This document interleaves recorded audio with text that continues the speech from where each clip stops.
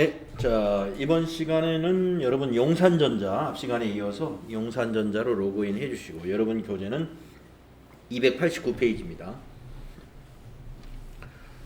자, 실무시험 맛보기, 네, 기초정보관리에서 3문제 모두 10점이 출제가 되고요. 그 다음에 이제 거래자료 입력 문제에서 20점, 여긴 6문제가 출제가 되는데요. 우리가 이제 FAT 1급에서는 이 거래자료 입력 문제다 그러면은 일반전표 입력 문제만 출제를 하고 있는 편입니다.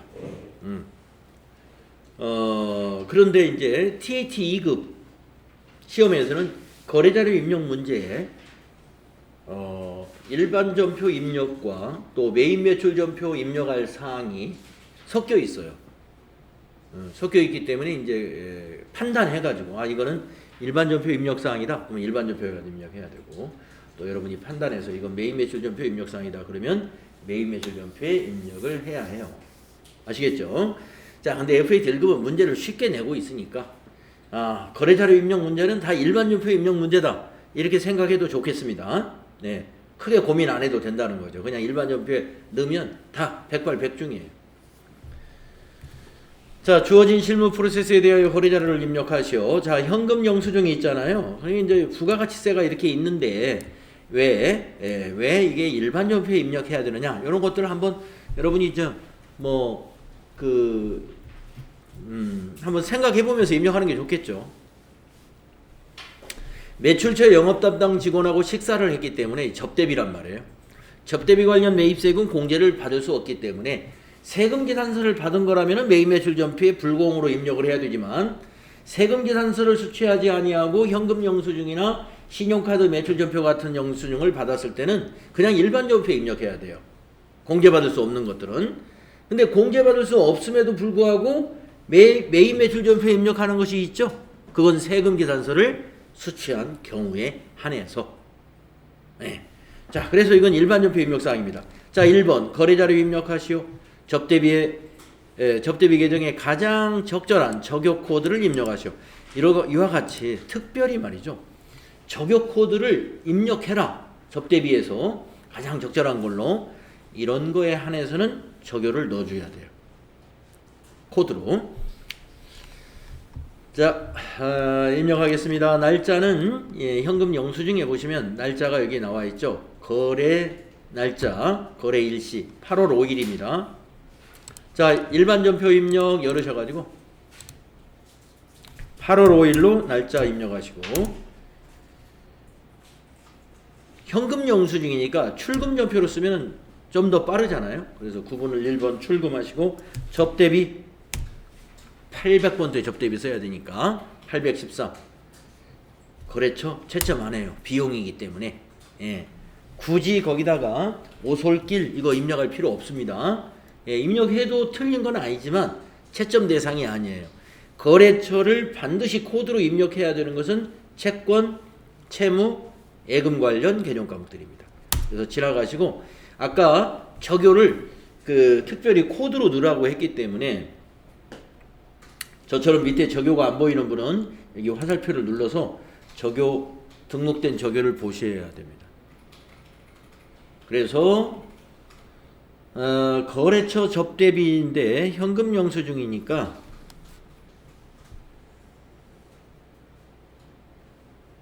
전부 신용카드만 등록되어 있나요?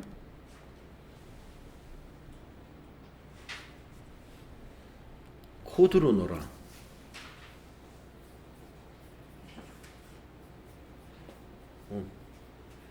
거래처 접대비 현금 영수증 없잖아요.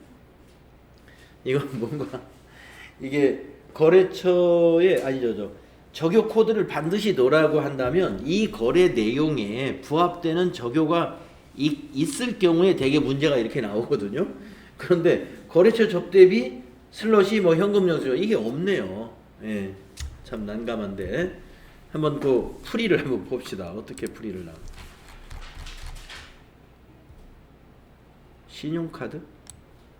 신용카드 접대가 아닌데, 여기 분계는 현금 영수증으로 했는데, 신용카드로 접대한 걸로 적용. 이건 좀 문제를 그러면 신용카드로 냈어야 되는 거죠. 아무튼 좀 맞지는 않습니다. 자, 현금 영수증이 아니고 신용카드 매출점표로 해서 문제를 냈어야 되는데 좀 잘못 냈어요, 문제를. 자, 우리도 그냥 1번 넣어주겠습니다. 금액은 16만 5천 원으로. 아마 이 문제는 우리 교재 편집하시면서 여기다 현금 영수증을 넣을 자리가 아니고 신용카드 매출점표를 넣어줘야 될 자리에 좀 착오가 있었던 것 같아요. 자, 다음 문제 가보겠습니다. 두 번째 문제, 약속어음 할인. 대개 이게 어음 같은 문제가 나오면 점수가 아까 금방 우리가 한 것은 3점짜리거든요. 이게 하나가. 근데 어음 같은 거 나오면 1점이 더 많아요. 왜냐면 한 가지 할 일이 더 있거든요. 자, 전자음 사진이 하나 있고 당좌예금 거래 내역에 맡기신 금액이라고 했기 때문에 여러분, 맡기셨다는 건 당좌예금 차변이라는 얘기입니다. 당좌예금에 맡긴다는 건 당좌예금이 증가한 거잖아요. 그래서 자산의 증가는 차변이죠. 자료 설명 보겠습니다. 부국상사에서 받아 보관 중인 약속어음 2,200만 원을 신한은행에서 할인하였으며 할인료 20만 원이 차감된 잔액은 당좌예금 계좌로 입금되었다라고 했습니다. 자, 여러분 할인이라는 거에 대해서 이론 공부하실 때 여러분 설명드린 것이 있는데, 어음의 할인이라는 건 뭐냐면 어음을 만기일 전에 은행에 처분하는 겁니다. 여기서 은행은 20만 원을 할인료로 취한 거죠. 그건 이자에 해당되는 거예요. 지금 여기 보시면 만기일이, 지급기일이 10월 30일로 되어 있지 않습니까? 그런데 우리가 8월 10일 날 이 신한은행에다가 이 어음을 처분한 거예요. 그러면 9월, 10월 두 달 하고 20일이 되나요? 두 달 20일에 2개월 20일에 해당되는 기간 동안의 이자에 해당되는 부분을 은행에서 차감을 하고 주는데, 그 은행에서는 이것을 할인료라고 하지만 우리가 이걸 회계 처리할 때는 매출채권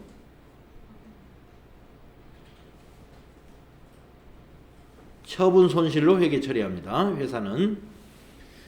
자, 은행의 어음 할인료는 회계 처리 시 매출채권 처분 손실이라고 하는 영업의 비용으로 처리하신다. 요 개정 과목이 기억이 나셔야 돼요. 여러분, 받으러음이 매출채권이잖아요. 받으러음이. 왜 어음에 갑자기 매출채권이라는 말이 나오느냐? 이 받으러음이 매출채권이에요. 그래서 이 받으러음을 은행에 처분했다 이거예요. 그래서 매출채권 처분 손실, 매출채권 처분 이익은 절대로 없습니다. 그래서 아예 개정 코드도 없어요. 매출채권을 처분하면 손실이 발생합니다. 그게 바로 할인료입니다. 자, 그러면 입력하겠습니다. 거래 날짜 여기 나와 있죠? 8월 10일로 바꿔주시고 8월 10일. 자, 대변부터 먼저 입력합시다. 대변에 110번 받으러음. 거래처는 부국상사죠. 적요 그냥 지나가시고요. 대변 금액이 2,200만 원입니다. 차변이 매출채권 처분 손실 20만 원이 있고요. 매출채권 처분 손실, 매출채권 처분 손실 936입니다. 요건 거래처 안 넣어도 돼요. 방향키로 그냥 지나가시고 20만 원. 그리고 차변이 당좌예금이죠. 102번 당좌예금이고요. 당좌예금은 거래처를 은행으로 놔야 됩니다. 신한은행이죠. 신한은행 당좌. 적요 그냥 지나가시고 21800 플러스가 되겠습니다. 이렇게 하신 다음에 자금 관리를 해줘야 돼요. 받으러음이나 지금어음과 같은 어음 관련 거래는 추가 작업을 꼭 해줘야 됩니다. 그래서 받으러음줄을 클릭한 다음에 이 받으러음줄 금액이든 여기 구분이든 어딘가를 그 줄을 클릭해야 됩니다. 그런 다음에 F3을 누르죠. 그러면 받으러음 관리 이렇게 나오지 않습니까? 그죠? 거기에 지금 어음 상태가 이렇게 할인으로 되어 있는가 보시고, 할인으로 되어 있을 겁니다. 엔터를 치면 커서가 어음 번호에 갑니다. 할인했다는 것은 이미 우리 회사에 받으러음 현황에 있는 것을 처분한 거니까 입력하지 않고 더블 클릭으로 찾아요. 더블 클릭으로 찾습니다. 그러면 부국상사가 발행한 어음을 딱 찾아줘요. 여기서 우리가 부국상사가 거래처라고 했기 때문에 부국상사가 발행한 어음 중에 찾아주는데 딱 하나만 찾아줬네요. 그러면 2,200만 원짜리 이거 맞죠? 그래서 선택. 그리고 엔터를 치면 할인 기관으로 커서가 내려옵니다. 할인 기관은 은행을 말하는 거예요. 더블 클릭 하시면은 어느 은행에서 할인했느냐. 신한은행이죠. 신한은행 당좌 엔터. 이제 끝났습니다. 엔터 치면 지점. 지점도 입력할까요?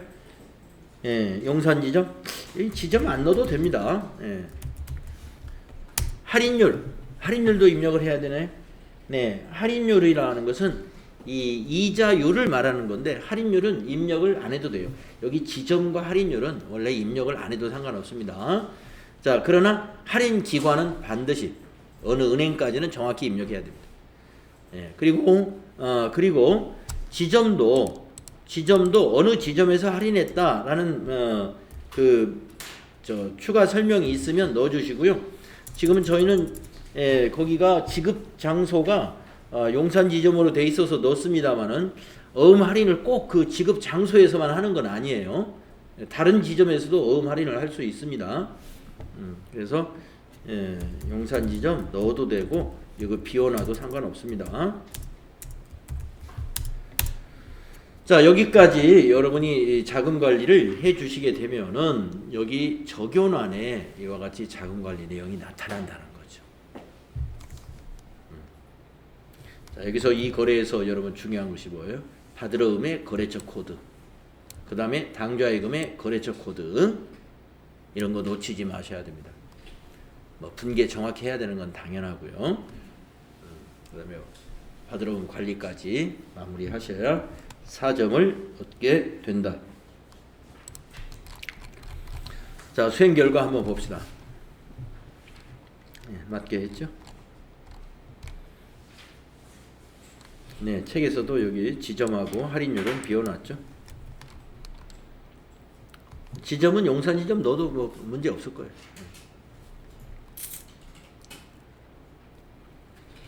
자금 관리할 때 F3 이용하십니다.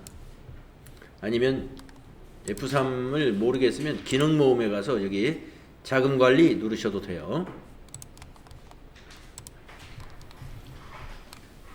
자, 그러면 세 번째 문제로 가볼까요? 통장거래 입력 3점짜리네요. 자, 보통예금이라는 개정 과목 여러분 하나 여기 확인할 수 있겠고, 여기에 보시면 맡기신 금액이니까 맡기신 금액은 보통예금이 차변에 온다. 거래 날짜는 8월 13일입니다. 내용을 읽어보겠습니다. 주식회사 유명과 판매 계약을 체결하고 계약금을 보통예금으로 입금받은 거네요. 계약금을 받으면 부채가 되죠. 그래서 아까 보통예금은 차변에 왔으니까 대변의 부채 개정 과목 뭘 쓰면 될까요? 네, 선수금. 네, 선수금 되겠습니다. 자, 입력할까요? 날짜는 8월 13일, 통장 거래 내역인 8월 13일로 고쳐주시고, 차변의 103번, 은행은 서울은행, 코드로 넣어야 됩니다. 서울을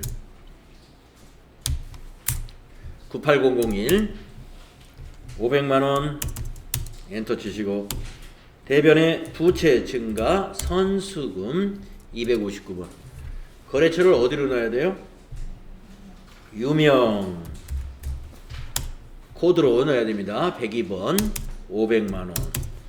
그래서 이 차변의 보통예금이나 대변의 선수금이나 거래처를 모두 코드로 넣어야 하는 이런 거래가 되겠다.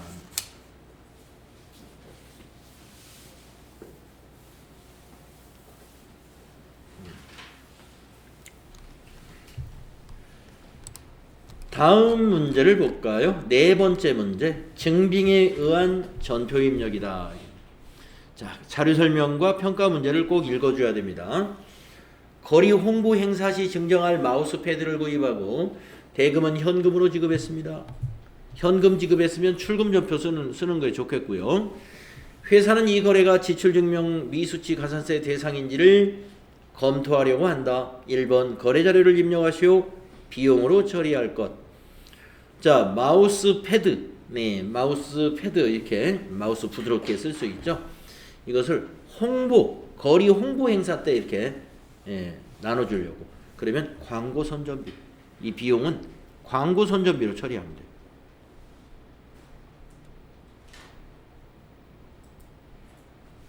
광고 선전비입니다. 그래서 출금 전표로 광고 선전비로 해서 12만원 입력을 먼저 하고요. 그 다음에 영수증 수취명세서 1과 2서식 이것까지 작성을 하라. 그래서 평가 문제가 2개입니다. 이것도.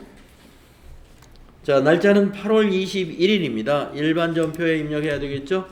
8월 21일 일반 전표에 출금하신 다음에 광고로 코드날에서 검색을 해 보니까 833번이 광고 선전비입니다.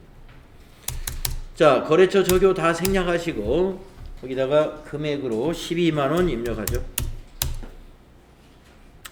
자, 전표 입력은 이렇게 하면 끝나는 거고요. 전체 메뉴 가셔가지고 영수증 수취명세서라는 메뉴 여기에 있습니다. 클릭하시고 영수증 수취명세서 1과 2서식을 작성하라는 문제는 2서식에다가 쭉 입력한 다음에 1서식을 클릭을 해서 안 나와 있으면 불러오기 하시고 나와 있으면 닫으면서 저장하시면 됩니다. 자, 2서식에다가 쭉 입력합니다. 날짜 2021 영수증에 있는 작성 날짜를 넣으시면 돼요. 0821 상호는 광고상사, 성명은 김상훈, 사업장은 서울시 구로구 경인로,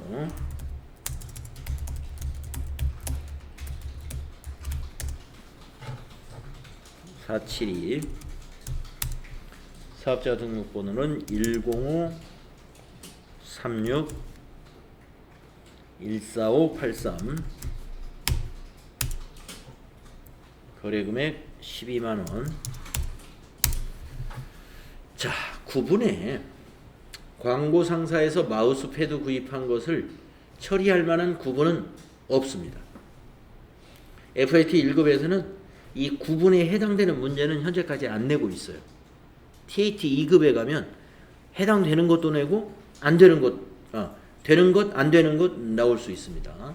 네, FAT 1급은 일괄성 있게 여기에 해당 없는 거를 문제를 내고 있어요. 엔터로 지나가시고 계정 코드다. 그러면은 아까 광고 선전비를 몇 번으로 했었나요? 우리가 833으로 했었죠?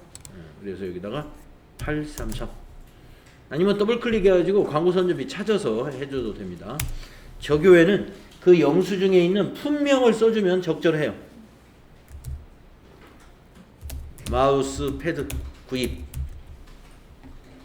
이렇게 품명 내용을 넣어주면 적당합니다. 적요에. 그리고 엔터 하신 다음에 영수증 수취명세서 1번 탭을 눌러가지고 여기에 자료가 업데이트 됐는지 보시고 만약에 여기에 자료가 안 와 있으면은 요거 눌러주세요. 요거 명세서 2 불러오기 이거 눌러주시고 저장을 해야 되기 때문에 바로 여기 이 닫기 탭을 눌러서 저장을 하시면 됩니다. 저장하시겠습니까? 예. 이렇게 마무리하세요.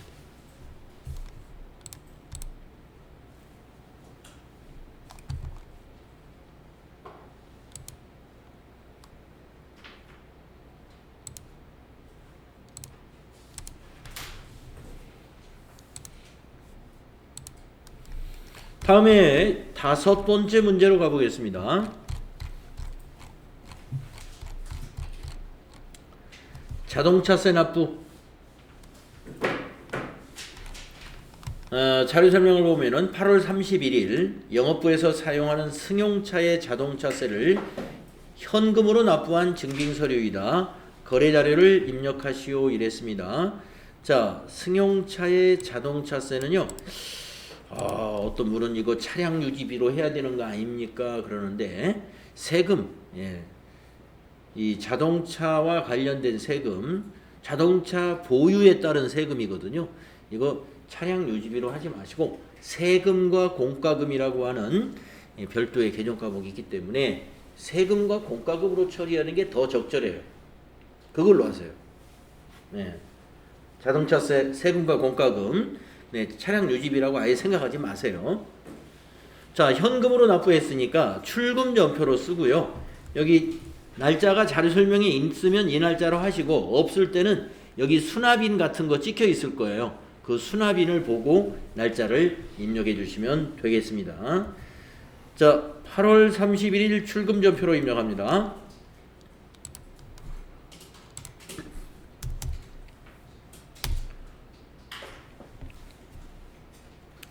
세금과 공과금 817번. 거래처 적용 그냥 다 지나가시고 금액을 입력해 주시면 됩니다. 16만 5천 원이네요. 네, 이렇게 하시면 됩니다.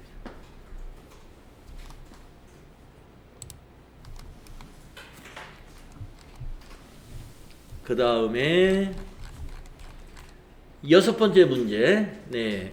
거래자료 입력 문제가 보통 6문제가 나오니까 마지막 문제 같아요.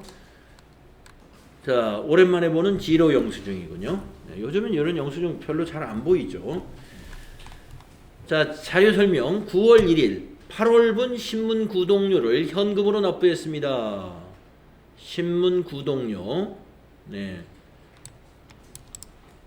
여러분, 신문 구독료를 적절하게 개정 과목을 분류할 때는요, 도서 인쇄비로 처리해야 됩니다.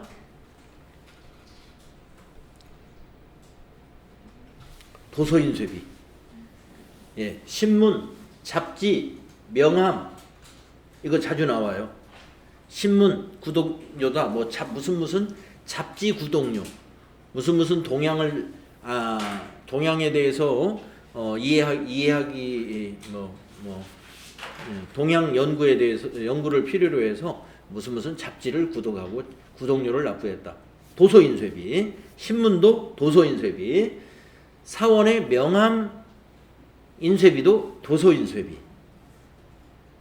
주로 시험에서 도서 인쇄비는 신문, 잡지, 명함 이런 게 많이 나오는 편이에요. 자, 현금 납부했으니까 이것도 출금전표로 작성할까요? 9월 1일 날짜 고쳐주시고 출금 도서 인쇄비 826번입니다. 다른 코드 쓰면 안 돼요. 826번. 금액은 18,000원. 이렇게 하시면 되겠다. 네, 이렇게 거래자료 입력 문제 우리 해봤습니다. 20점.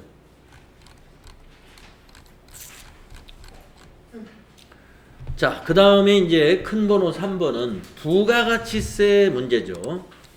매입 매출전표 입력 문제다. 이렇게 보시면 돼요. 그런데 부가가치세 문제 중에 7번째 나오는 마지막 문제는 꼭 매입 매출전표 입력으로 하지 않습니다. 매입 매출전표 입력 문제가 아닌 경우가 많아요. 왜냐하면 부가가치세 정리라든가 아니면 부가가치세 납부에 대한 문제가 마지막에 나올 확률이 매우 높습니다. 그렇기 때문에 그거는 일반 전표에 넣어야 돼. 자, 용산전자의 부가가치세 신고 관련 거래 자료를 입력하여 부가가치세 신고서에 반영하시오. 이렇게 되어 있죠. 과세 매출 자료에 전자세금계산서 발행이라고 되어 있습니다. 이 말은 뭐냐면 세금계산서를 발행하라 이거예요. 발행하라. 거래명세서를 보고 거래자료 입력한 다음에 발행하라. 자, 자료 설명을 보겠습니다. 상품을 공급하고 전자세금계산서를 발급 전송하였다. 대금은 전액 다음 달 말일에 받기로 했다. 라면 외상이다 이런 얘기죠. 외상.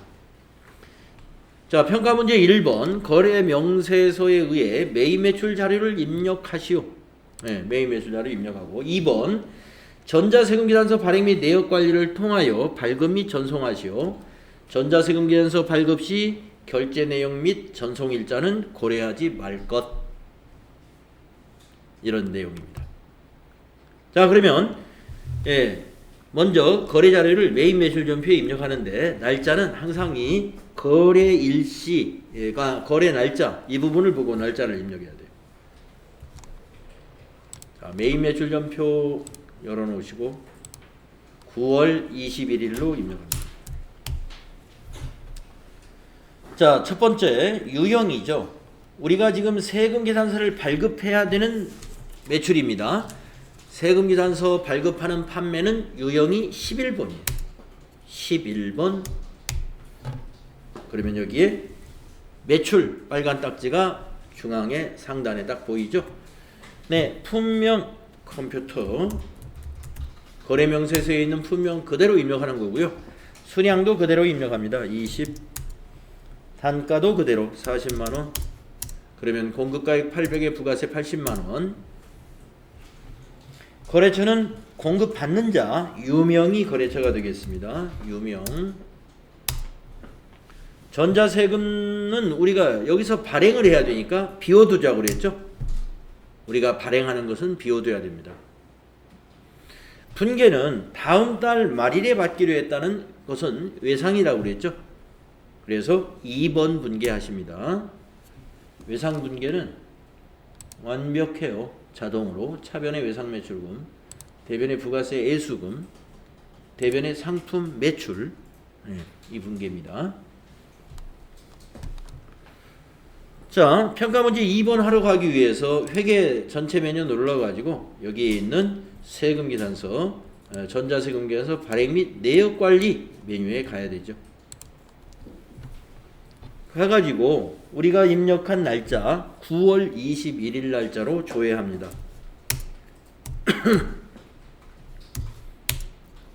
9월 21일 밑에 거래처에서는 엔터를 3번 치셔가지고 검색을 하십니다. 그런 다음에 앞에 체크박스 체크한 다음에 결제 내역 채점 안 한다고 그랬으니까 여기 신경 쓰지 마시고 전자발행 그냥 누르십니다. 그리고 확인 단추 눌러주면 이와 같이 전자세금계산서가 딱 그림으로 보입니다. 네, 밑에서 발행 단추 눌러주시고요. 발행되었습니다라는 안내가 나오면 또 확인 눌러줍니다. 그리고 바로 이어서 그 옆에 있었던 이 아카데미 전자세금계산서 요 메뉴로 또 들어갑니다. 그래가지고 로그인을 해주시고 로그인 단추 눌러요. 왼쪽 상단에 있는 요 조그마한 미전송 체크박스 한번 체크해 주시고 매출 조회를 누르면 미전송된 이 날짜 9월 21일 날짜에 자료만 딱 보입니다. 그러면 여기 발행을 눌러주면 돼요. 완료되었습니다. 확인 2번 눌러주시고 지금 열려있던 이 창을 닫습니다. 요거 닫고 그 다음에 전자세금계산서 발행 및 내역관리라는 창도 닫습니다. 그리고 매입 매출 전표에 돌아와서는 여기 있는 조회라는 단추를 한번 눌러봐 주시면 아까 비워두었던 전자세금란이 전자발행으로 바뀌어져 있는 것을 이 매입 매출 전표에 돌아와서 마지막에 확인만 조회만 한번 해주시면 되겠어요.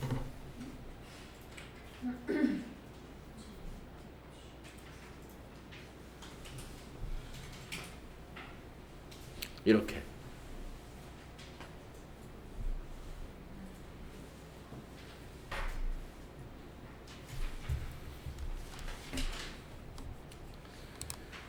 그래서 이 부가가치세 문제 중에 1번 문제는 지금 계속해서 이 전자세금계산서 발행 전송하라는 문제가 쭉 나오고 있습니다. 예. 내년도 여러분 시험 보실 때 내년 1차 시험에도 그렇게 나올 나오겠죠. 그렇게. 예. 자, 수행 결과 보시면 우리가 했던 것과 똑같습니다. 다음에 2번 문제 보겠습니다. 매입 3점. 자, 세금계산서 매입입니다. 세금계산서 매입은 유형이 두 가지로 나누어지는데 여기 있는 세액을 공제받을 수 있으면 51번, 공제받을 수 없으면 54번입니다. 네, 컴퓨터. 우리 회사가 무슨 회사냐면 컴퓨터 도소매하는 회사예요. 네, 그러니까 상품을 매입했겠죠. 주식회사 금천에서 상품을 구입하고 전자세금계산서를 발급받았다. 매입 매출 자료를 입력하시오. 전자세금계산서는 전자입력으로 입력할 것. 그러니까 이제 우리가 직접 발행 안 하고 전자입력으로 그냥 해라. 이런 얘기. 자, 그러면 매입세 공제 받을 수 있는 매입이니까 51번 유형으로 입력해야 됩니다. 날짜는 여기에 있는 작성일자로 입력합니다. 9월 23일로 날짜 입력하시고, 자, 유형이 51번입니다. 품명은 컴퓨터,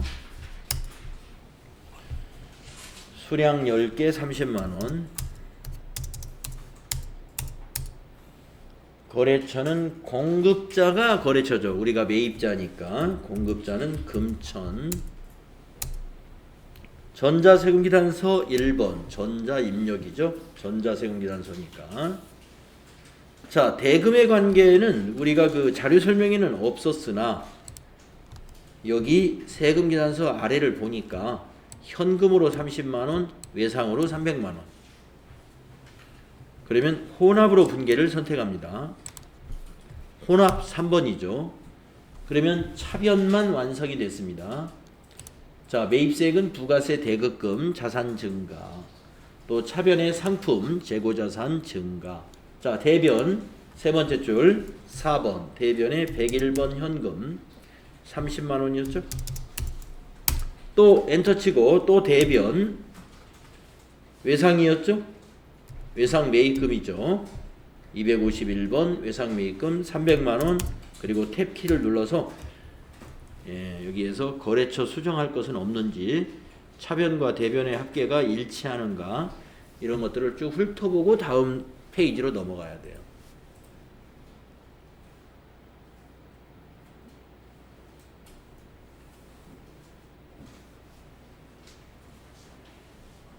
네, 잘 되고 있는 거죠?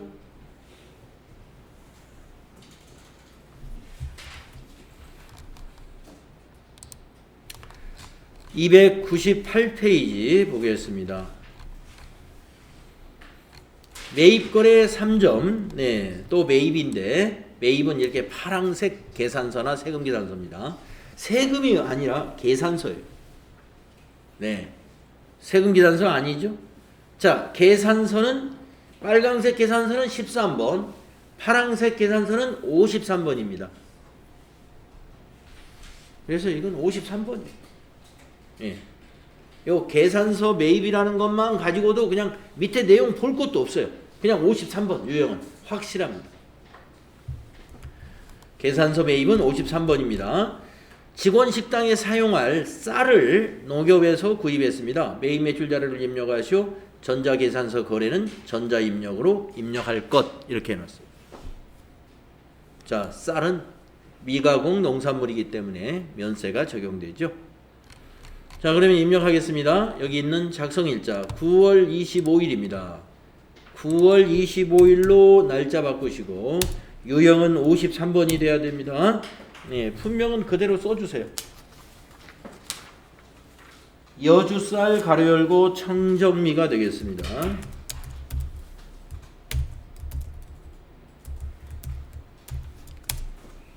수량은 10개, 단가 5만원이고요. 거래처는 공급자가 관악농협이 되겠습니다. 전자계산서니까 전자세금을 1번 해줍니다. 분계는 그 계산서 하단을 보게 되면 외상으로 샀어요. 이거는 외상 분계를 해야 될까요? 혼합 분계를 해야 될까요? 혼합 분계합니다. 왜 그러냐면 외상 분계를 우리가 하게 되면은 이게 외상 매입금으로 돼 가지고 수정을 못 해요. 우리가 식당에서 쓸 쌀을 사고 이걸 매입 채무로 처리하면 안 되죠. 미지급금이거든요. 그래서 외상 분계는 안 되고 다시 이걸 혼합으로 바꾸겠습니다. 혼합으로 해서 쌀은 상품이 아니니까 이 코드를 자 우리가 구내 식당이 있는데 회사의 구내 식당에서 쌀을 사고 부식을 사고 하는 것은요 직원들에게 식사를 제공하는 거죠. 다 복리후생비로 처리합니다. 예, 회사는 그걸 복리후생비로 처리하면 돼요. 네, 그래서 네 복리에서 811번 처리하시면 됩니다. 811번. 자, 내려와서 대변은 미지급금이 됩니다. 253번. 미지급금 50만원. 탭키 눌러서 거래처 관악농협 확인하시고 차대변 일치하는지를 정리하셔야 되겠다. 네, 식당에서 사용되는 거 뭐 전부 복리후생비 처리합니다. 비품으로는 틀리는 거예요? 응? 비품으로는 틀리는 거예요? 어떤 걸로 했을 때? 비품. 비품으로? 그러니까 이런 쌀이라든가 부식 같은 것은 비품이 될 수가 없죠. 우리가 비품이라는 건 유형자산이기 때문에 그것을 장기간에 사용을 하면서 감가상각으로 통해서 비용화하는 것은 그건 비품으로 할 수 있습니다. 예를 들어서 식당에서 사용할 대형 냉장고를 취득했다. 그건 비품 처리가 맞습니다. 그래서 비품으로 유형자산으로 처리한 다음에 고정자산 등록하고서 감가상각을 통해서 비용화하는 거니까. 그러나 그 식당에서 쌀이라든가 무슨 뭐 부식 같은 거라든가 이런 고기 같은 거 이런 것은 먹어서 치우는 거잖아요. 그러니까 그거는 복리후생비로 처리하면 돼요.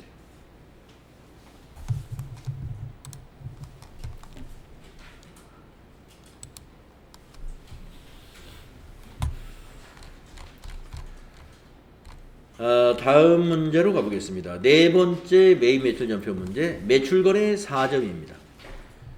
자, 세금 계산서 매출이죠. 세금 계산서 매출은 무조건 11번이에요. 예, 이것이 뭐 컴퓨터 상품이든 아니면 뭐 차량 운반구 뭐 이게 비품을 팔았든 하여튼 세금 계산서를 발급하면서 뭔가 처분했다. 아니면 상품을 판매했다. 다 11번입니다. 자, 자료 설명을 보겠습니다. 상품을 판매하고 발급한 전자세금계산서이다. 대금은 전액 서울은행 보통예금 계좌로 받았다. 네. 자, 상품을 팔았고요. 보통예금으로 받았으니까 혼합거래로 처리하면 됩니다. 매입 매출 자료를 입력하시오. 복수거래 키를 이용하여 입력하며 전자세금계산서 발급 및 전송은 생략하고 전자 입력으로 해라. 자, 거래 날짜 여기 작성일자 있죠? 예. 이 10월 8일로 날짜를 입력하시고 매입 매출 전표 날짜 10월 8일입니다. 유형은 11번 과세매출로 되겠고요. 11번 과세매출. 자, 분명히 두 줄 이상일 때는 복수거래. 그래서 마우스로 저 상단에 있는 이 복수거래라는 단추를 눌러도 되고요. F7키라는 단축키가 여러분이 외우실 수 있으면 F7 눌러가지고 복수거래 창을 띄워서 입력하셔도 됩니다. 노트북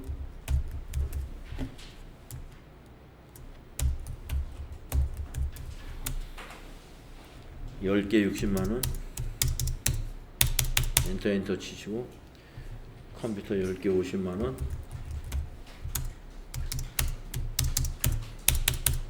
그리고 확인 단추를 누르거나 키보드의 탭키를 눌러서 입력을 완료합니다. 그러면 품명란에 노트북 외에 공급가액 1,100에 부가세 110만원, 합계는 1,210만원 이렇게 보입니다. 자, 거래처는 공급받는 자, 현우가 거래처가 되겠죠. 전자세금계산서이니까 1번 해주십니다. 발급은 생략하라고 그랬어요. 전자입력으로 해라. 그러니까 1번 해주시고. 자, 분계는 보통예금으로 아까 자료 설명을 했을 때 서울은행 보통예금 계좌로 받은 겁니다. 혼합으로 분계합니다. 자, 혼합으로 분계하게 되면 대변의 부가세 예수금, 대변의 상품 매출. 자, 세 번째 줄 차변. 3번 차변이죠. 103번 보통예금이죠. 103번 1210만원 12100 플러스 탭키. 여러분, 이 보통예금은요 꼭 여기에서 거래처를 은행으로 바꾸고 지나가세요. 현우 그대로 두면 안 됩니다. 그래서 아까 보니까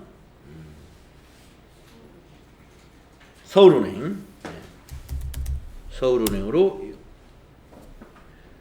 98001로 꼭 바꿔야 됩니다. 이거 깜빡할 수가 있어요.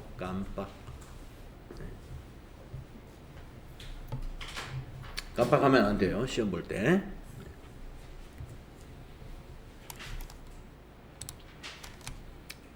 자, 복수거래 우리 입력하는 거 어려울 것이 없습니다.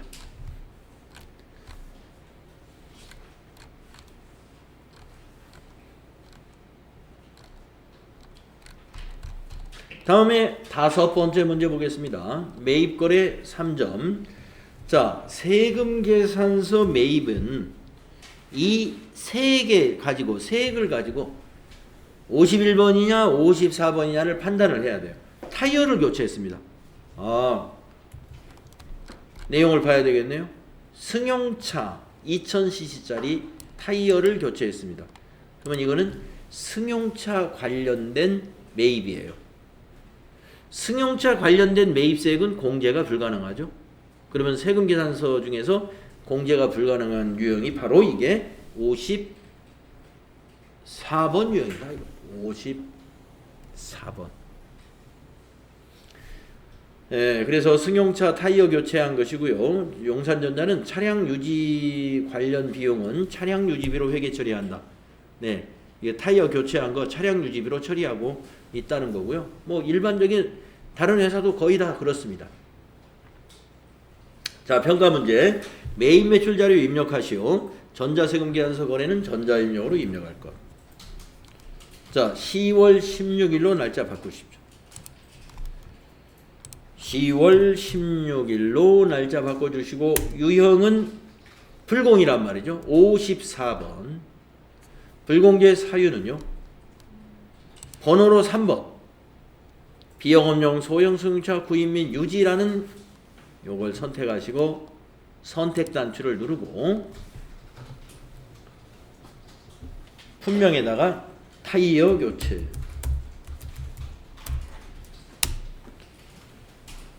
공급가액에 30만원.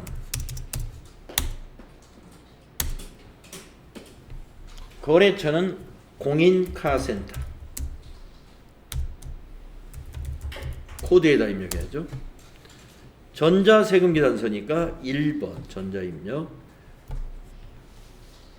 분계는 외상으로 했고 혼합분계 해야죠. 외상분계하면 안됩니다. 자, 부가세 포함해서 33만원을 차량 유지비로 처리해야 됩니다. 상품을 코드를 바꿔요. 차량 800번대 822번으로 선택하세요. 그리고 내려와서 대변이 외상이니까 미지급금이죠. 253번 미지급금입니다. 금액은 33만원입니다. 자, 탭키 눌러서 미지급금의 거래처는 공인카센터 맞습니다.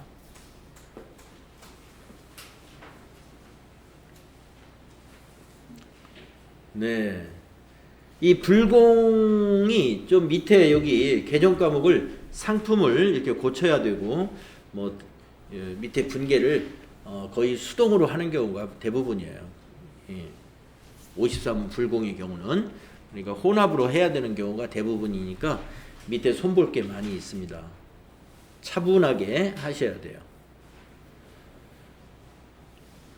네, 쉬는 시간이 됐어요. 그래서 여기까지 우리가 해보고 다음 시간에 이어서 그 다음 문제 6번부터 풀이를 해보도록 하겠습니다. 쉬었다 하겠습니다.